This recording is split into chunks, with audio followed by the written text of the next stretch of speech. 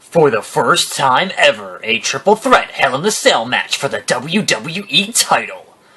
Hi, I'm Attack Slug. This is my 2K Showcase Let's Play, and we are continuing to play the first half of this showcase that is on the disc.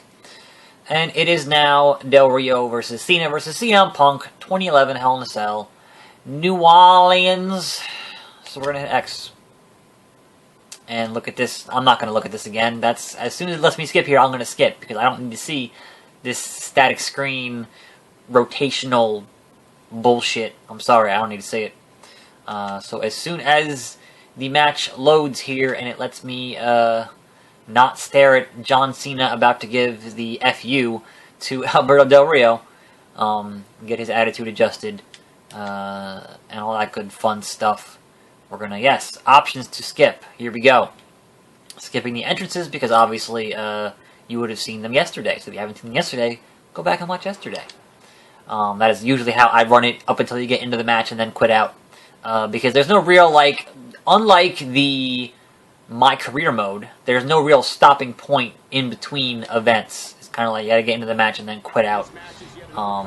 Which is, it's alright. I mean, if you were planning on playing it all in a row, you know, it would certainly work, but obviously for my video purposes, not as good. So,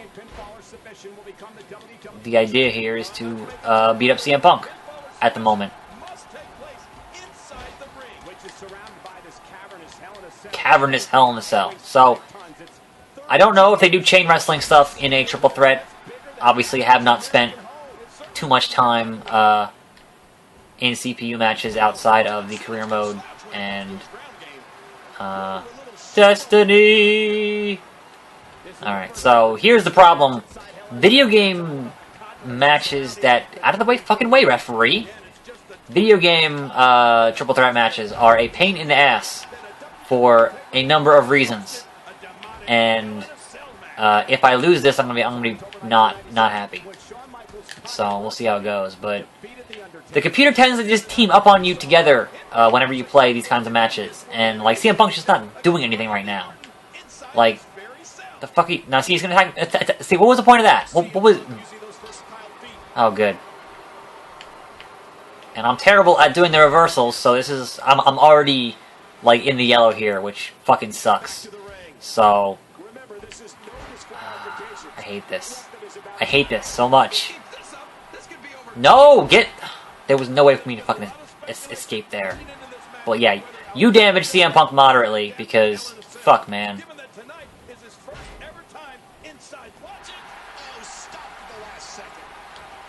I'm not dealing with that shit. Fuck off, CM. Whoa! Those steps shouldn't be stuck there like that. That's messed up. Those stairs seem to be glitched a little bit. Oh, there they go. No, pick them up. I'm hitting the button to pick them up, and it's not picking them up.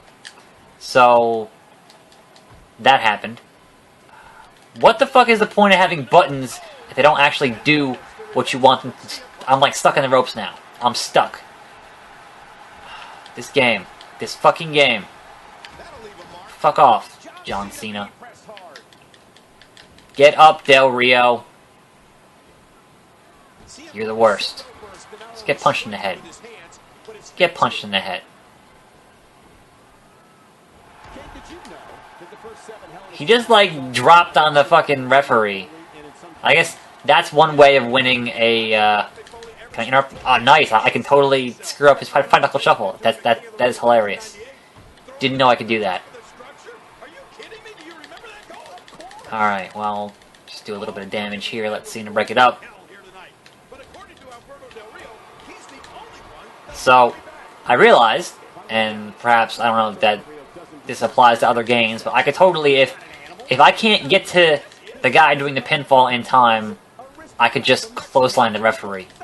So, that's useful information to have in order to break up the count. But sometimes you're just, you know, out of action, you're knocked out because the guy knocked you out, and then he just immediately pins your opponent, who you just spent all that time damaging, and then you lose the match. And it's like 15 minutes of your time just wasted because you have to deal with the fucking AI. At least with the one-on-one, you can, you know, deal with it appropriately. Let's see, I can't get up here. So if he pinned him here and got the 3 count, or if, you know, he gets off his finisher, which, you know, he very well might. He's already in like 90%. So just gonna sit here and go Destiny. And now John Cena's gonna grab me because of course he was. Of course he is. Of course he is. I'm stuck on the ground here. I can't get up. Now see, what am I supposed to do there? I could not have ever made it to break up that pinfall. That would have not happened. So can I? Oh. Enziguri's signature. I don't know what that is. And to think, it almost never happened after CM Punk walked out of the WWE after beating John Cena. That is certainly not the Enziguri. So I'm mashing on triangle here. I don't know. There's a certain position that he has to be in to mash on triangle. To oh, come on, John Cena. That's bullshit. You don't have those kinds of reflexes, and you know it. Oh, god damn it. Come on. Reverse it. There you go, Del Rio. There you go. Face Punk. God damn it. Face him. Don't. Oh, great. Deal with this shit now. I hate you all. CM Punk's busted open. I don't know how to get the Enziguri on CM Punk, so we're just gonna pin him. I don't know. Like, it's frustrating. It's frustrating on a number of levels. That... What the fuck just happened? Oh, video game. Will you stop failing your fucking reversals? You are the worst.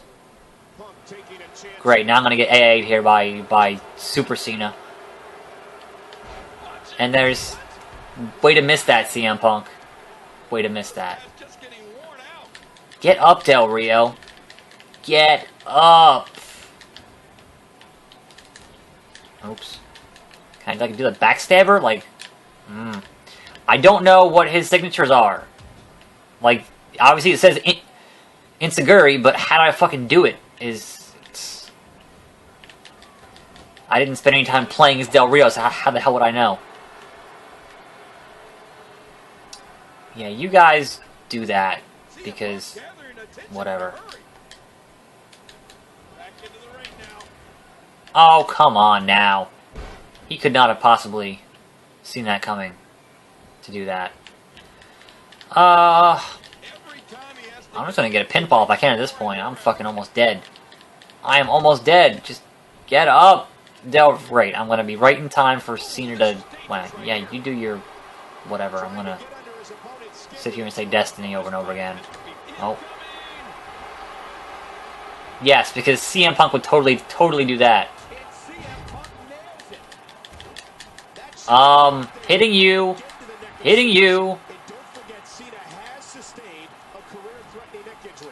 No, do your... It said it, so do it. To CM Punk, do the... Yes. Armbar. Armbar his ass. Make him tap before John... No, that's not gonna happen. I'll say make him tap before John Cena comes back to life, but... He's John Cena, so of course he's back to life, like, instantly. Punching everybody, because... Fuck this shit. John Cena... Right now, I'm getting... Punk, you better help me out here. You better not just stand up like a fucking douchebag. Jesus. Thanks, CM Punk. Way to try to win your triple threat match like an actual human being would do it. And not an idiot. Now John Cena has his comeback. No, don't grab me. Grab him. Grab him, not me. You're the worst. You're the worst. You are the worst. This is why I hate triple threat matches. Just end of story. In video games, triple threat matches are the worst thing in the world.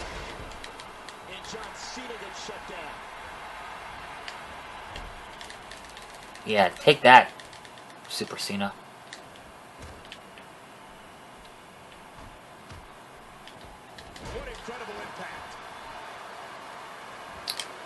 Why am I even bothering to try to get fucking pinfalls here if this fucking Nightmare Factory is going to continue to do this bullshit to me? Like, how do they expect you to do anything successful when you just gotta deal with this fucking garbage. Here we go. Count, ref, count! Count! Alright. Like magic, I pulled that shit out of a hat. Didn't do the Enziguri because that just wasn't gonna happen. So, there's your winner. So, as we've established, doing all of the individual things they want you to do during the course of a match is going to unlock everything. However, I already have everything unlocked because I bought the accelerator for $2 back when the game came out. Because I was not about to sit here and play through all this stuff and, you know, just like that, get frustrated and mad at the game because having to deal with AI during a triple threat match in a video game is just not fun. It's never fun. It's like having to do a cage match or any match where the computer has to input specific, you know, timing things like Hell in a Cell and here's your blur vision. And just having to do that against a computer who can obviously do it expertly because they're a computer and not a human, they don't screw up like a human would. So I don't know. It's frustrating.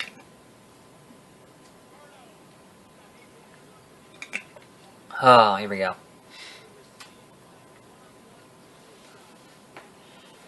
Yeah, you get your one-on-one because he cashed in at SummerSlam. And this feud made no sense with Punk as a face and Alberto as a heel. It really, like, didn't make any sense. And there was Big Johnny, so... People power! CM Punk! Yeah. I kind of miss Big Johnny, only because I think he's hilarious. But I don't necessarily know that his interactions with certain guys didn't really go too well, so...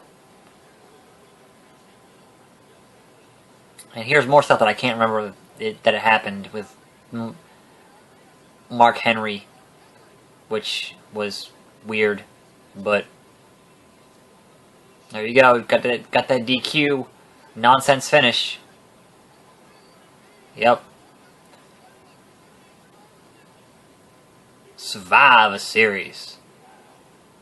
And hey, it's the Big Show in 2011, much like I don't want to see the Big Show in 2015.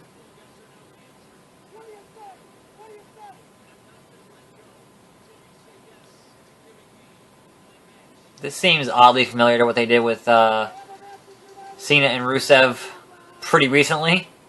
So that is a constant trope in the wrestling world that they have used again and again and again. So does this mean I'm having the CM Punk Del Rio match? I guess it is.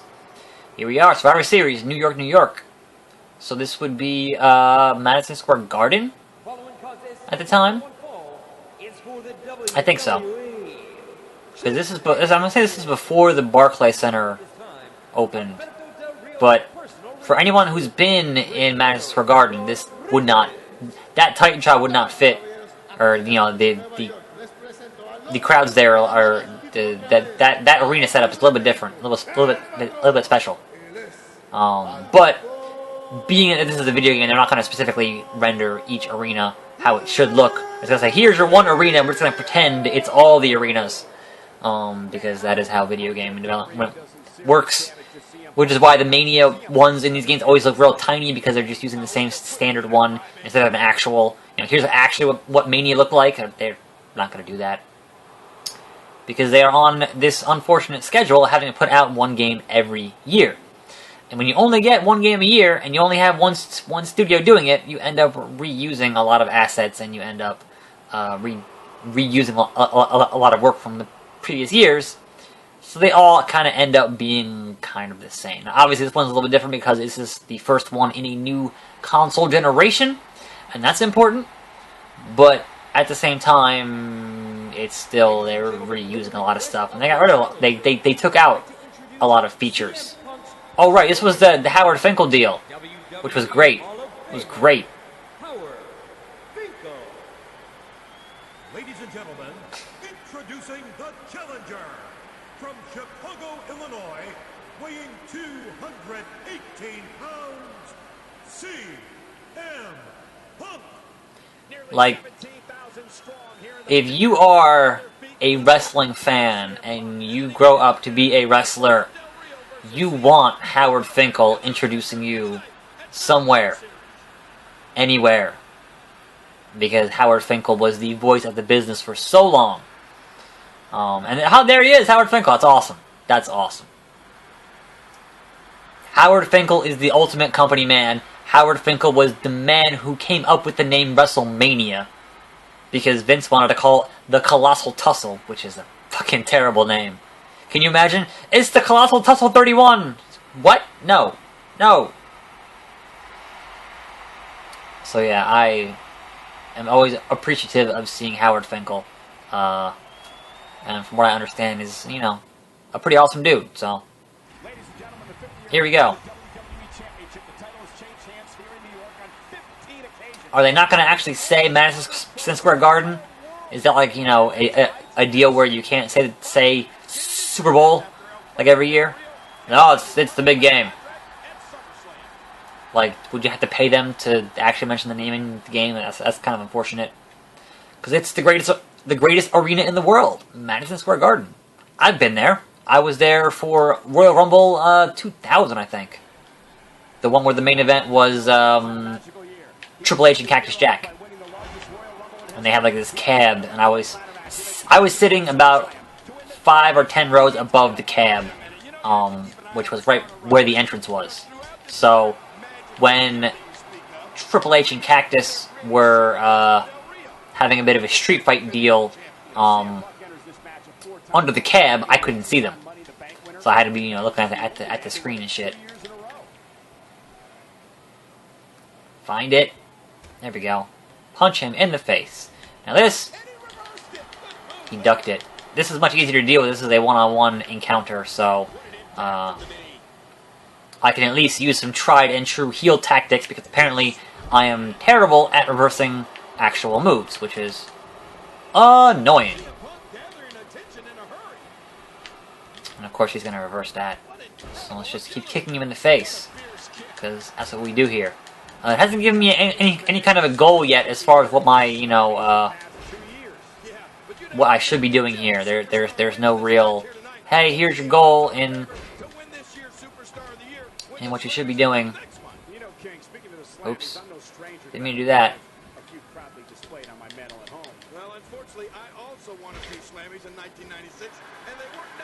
Here we go.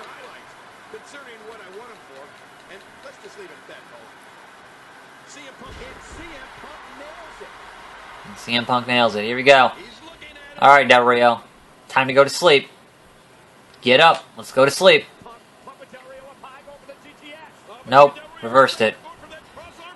Nope. Reversed it. Nope. Reversed it. Oh, good. That was obviously scripted to happen. So, thankfully I have not taken too much damage. I can get out of the armbar here, the cross arm breaker. Now it just says defeat him by a pinfall. So we got our little moment.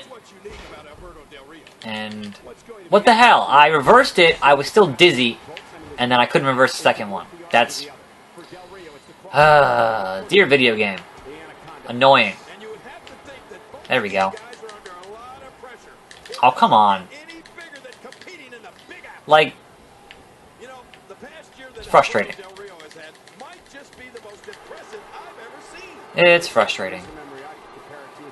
Almost as frustrating as how badly they didn't properly use Del Rio in his run with the company, but that is less on Del Rio and more on their staff of like 30 writers.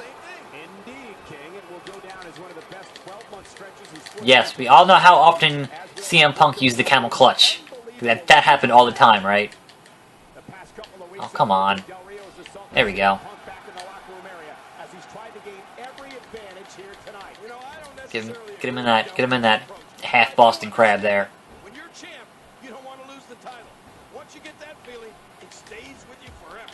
Keep kicking you in the face.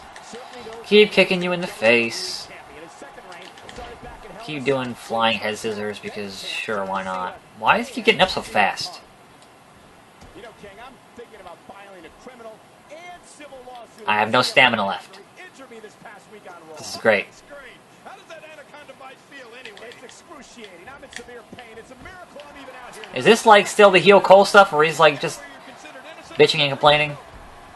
Because that was a terrible year of TV, of just, you know, when he was a heel for like having to fight Jerry at Mania. That was so bad. I don't know why they decided that was a good idea to do for like a year. That was the stupidest thing.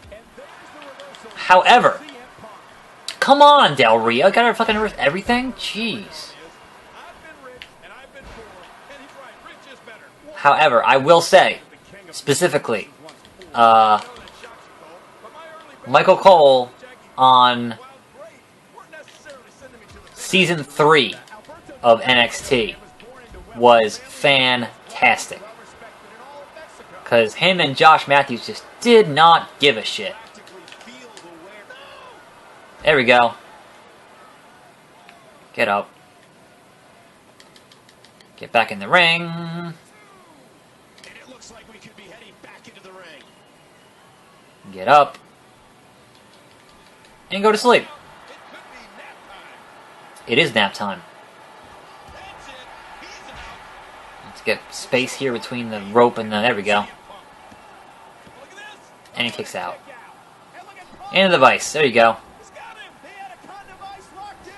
Now, Michael Cole, obviously here in the video game, is calling his move properly, the Anaconda Vice. However, in real life, Michael Cole was often very confused as to what the Anaconda Vice actually was. Where he would... Anytime that CM Punk would go in for a submission, you heard Cole, Anaconda Vice! Anaconda Vice! I was like, no, that's not what... That's not what he's doing. That's not what that was. So I believe this is the start of CM Punk's 434-day title reign, which he eventually lost to The Rock, if I recall correctly. That kind of lines up in about that time frame where CM Punk was quote unquote on top, but like wasn't actually headlining pay-per-views. It was like, no, it's John Cena versus John Laurinaitis is the headline match for pay-per-view. We're like, what the fuck? How is that the headline match? Like, the guy with the belt, the guy with the world belt, should be the headline match. That is how the belt works. If that is not how the belt works, you are doing it wrong. Yes, never past Mania 28, where John Cena was going to fight The Rock, and CM Punk fought Y2J in a match that was not the main event.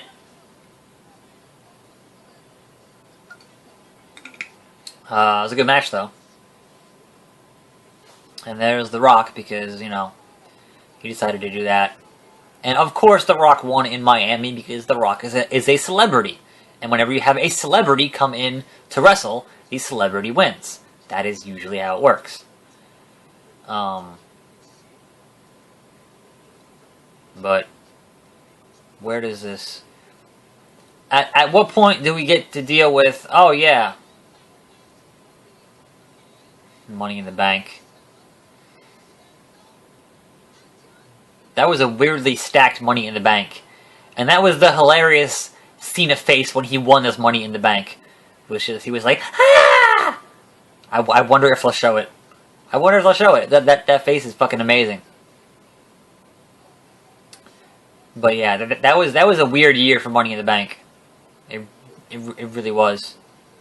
It was like, here's a bunch of guys who aren't going to take that many spots on tables and ladders because they're all old. And don't want to do it. They're all like, you know, top guys. Oh yeah, this is definitely so stupid. And then it breaks. And then he wins. There it is. I did it, you guys! Really funny. And then he cashed in and he didn't win, which was the first time ever that he cashed in, that Money in the Bank got cashed in and did not result in a victory. So, that's an important piece of history. The second time that happened was Damien Sandow, which was a damn shame because, you know, that was the end of his big push. But Damien Sandow had to know, you're going to cash in against John Cena. not gonna go well for you. So here we are in Las Vegas, Nevada, and we will get to the ring here and then call it for today, as we always do. This is Raw. That's right, yeah. John Cena did cash in on Raw, which made no sense at all either. Like, why would you cash in on Raw? Why wouldn't you wait till pay-per-view? Oh, god damn it. This is the beginning of the 3-hour era? Really? Oh, I'm so fucking tired of 3-hour Raws. It's been that long. They've been doing them since 2011, 2012. They've really been doing 3 hours for that long. Man, I miss 2 hours so much. I miss 2 hours. The show is just... There's always just an hour of padding in there that you don't need and don't care about. And even with 3-hour Raws, people still get...